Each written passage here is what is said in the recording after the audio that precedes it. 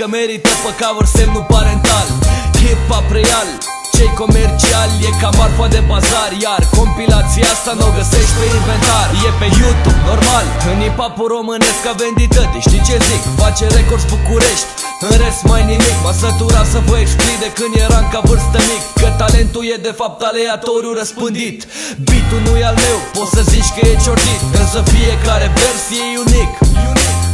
Cu dricu drecu fac jocuri de cuvinte și nu-mi crăp capul cu capra crapă piatra în patru. Am dicție, boi, apropo, trebuie să deții coaie în pantaloni ca să poți să dai hip-hop ce urnește ron. Deci pizdele să plece, să joace șotron când se dă la microfon.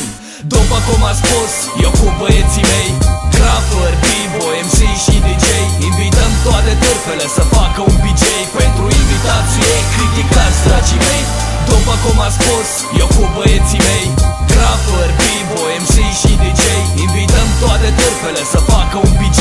Pentru invitație criticați, dragii mei. Pentru invitație vă rog să criticați, afumați ce sunteți, cumva să nu uitați. Din țară până afară și înapoi la noi, poate să plouă, să ningă, să fie pace, război, să sară sângele din ei ca în Damas. Că rapperii de pe la noi aproape toți îți pilaf. Ei se drogează, fac show, da, fac pe rapperii de pe la noi aproape toți îți pilaf. Îl am pe dracu în mine când e vorba de rap și vă fac ca ciubanul mioritic, pac, pac, cu 4 elemente, cu fapte violente. Trebuie să îndepărtăm orice capete defecte pe semne, că mulți nu știu ce spun și scot pe gură sunete ce ies pe cur.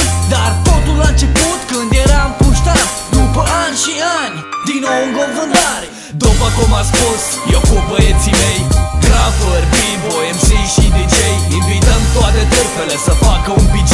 Pentru invitație criticați, dragii mei. După cum a spus, eu cu băieții mei, rapper,